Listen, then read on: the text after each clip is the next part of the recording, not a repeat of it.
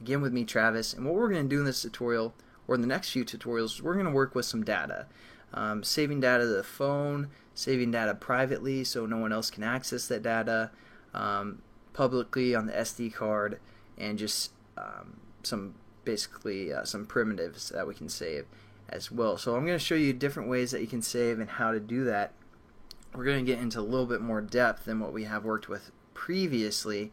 And as you can see, I've set up an XML layout called Shared Preferences, and also a class called Shared Prefs. So this is just the XML file here where we have edit text, a save button, a load button, and then just a text view down here.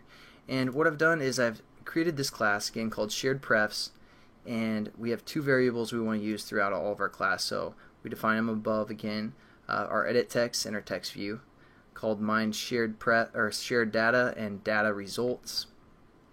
Then within the onCreate method, I just said set up to our XML file, and also I created this method called setup variables, which is right here, which just again adds those references from our XML file. And then I set our save and our load button to have an on-click listener, which is this. So we again implemented on-click listener and did a switching case, set that up. So hopefully you shouldn't be confused with that, because we've done this numerous of times. So again, I was just trying to save some time for you and not type that out.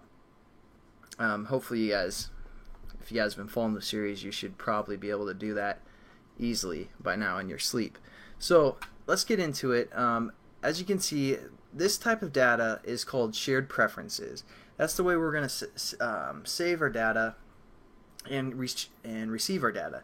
And we've used shared preferences before when we had our preferences class, where we turn off the music for a splash activity, just stuff like that. But we're going to go into a little bit more depth.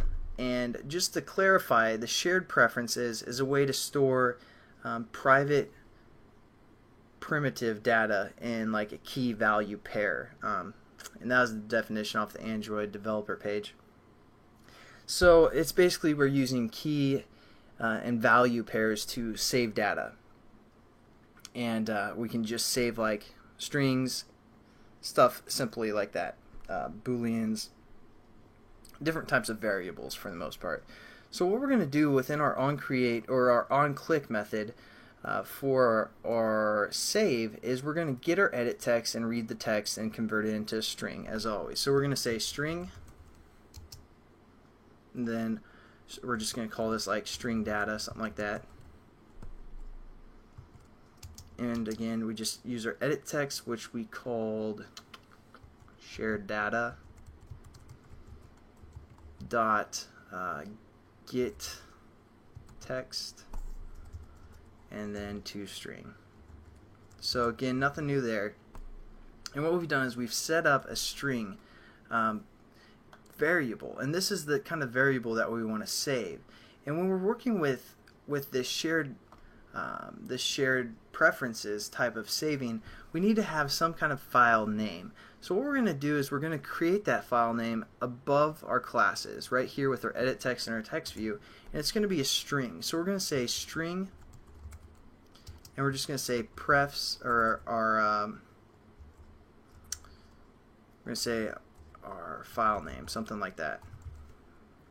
And we're just going to set this equal to my data, or my string data, my shared string, something like that, my shared string.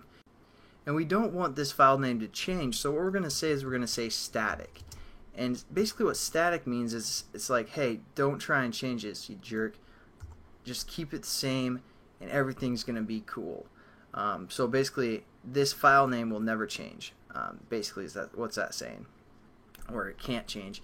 And what we're going to say is we're also going to say public, so other activities can access this file name if we need to. So there we go. And now what we're going to do is we're just going to use the shared preferences to save this string that we created down here within our onClick of our save button. So we convert it into a string, and then all we have to do is we got to create a shared preferences basically object where we're going to save the stuff. So we're going to do that within our onCreate method as well. And again, we're going to say shared preferences, and we're going to say shared string, or no,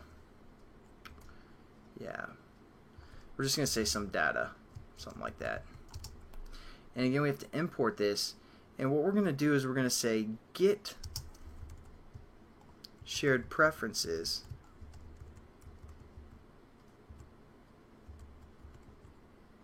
and then what kind of we're going to access our file name, so we're going to just say file name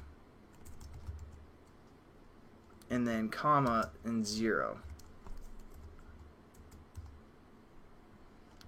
So let's check out what this get shared preferences is, and it basically says retrieves and hold the content of a preference file name, returning let's just get down to the second parameter. So let's just get down to the mode.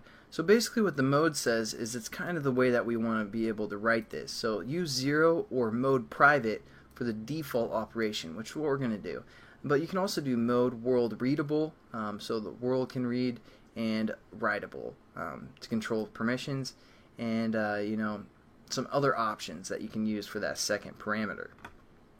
But now what we've done is we've set up the shared preferences, and what we're going to do actually is also define this above. So we're just going to copy and paste this above our class, or above our onCreate method, and then we're going to define it down here, some data. And now all we have to do is we can basically use an editor to edit what this file name has within it, because right now it's just loading this file name, which the first time we run this application it's going to have nothing.